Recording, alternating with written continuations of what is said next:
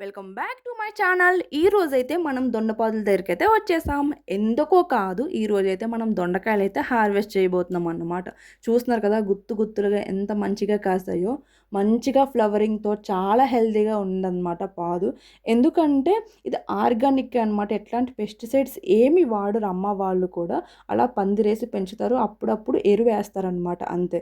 చూస్తున్నారా, ఇలా పందిరేసి మనం పెడుతున్నా కూడా సరిపోదన్నట్టు పక్కన కర్రలు కూడా పాకేస్తుంది. అలా కాయలతో కళకళలాడిపోతుంది. ఇంక మనం హార్వెస్ట్ చేసేసుకుందాం వచ్చేయండి. వీటిలో అయితే చాలా జాగ్రత్తగా తెంపుకోవాలనమాట. మనకు చూడగానే కనిపించవు. ఆకులు కింద ఇదంతా ఉంటాయన్నమాట. సో, ఇలా మనం జాగ్రత్తగా చూసుకొని తెంపుకోవాలి. చూస్తున్నారు కదా, పందిరి కిందకి కూడా వచ్చేసాయి. అందుకోసమే అనమాట. ఎందుకంటే ఇవి ఉండిపోయాయంటే నెక్స్ట్ టైంకి బాగా పండిపోయి ముదిరిపోవడం వల్ల కర్రీ అయితే టేస్ట్‌గా రాదనమాట. సో, లేతగా ఉన్నప్పుడే చూసుకొని తెంపుకోవాలి. అండ్ మీకు ఇంకొకటి చూపిస్తున్నాను. యెస్, ఇదే చూస్తున్నారు కదా, గుత్తు గుత్తులుగా ఎంత మంచిగా వచ్చాయంటే. అండ్ ఈరోజు మన హార్వెస్టింగ్ ఎంతొచ్చిందో చూసేద్దాం వచ్చేయండి.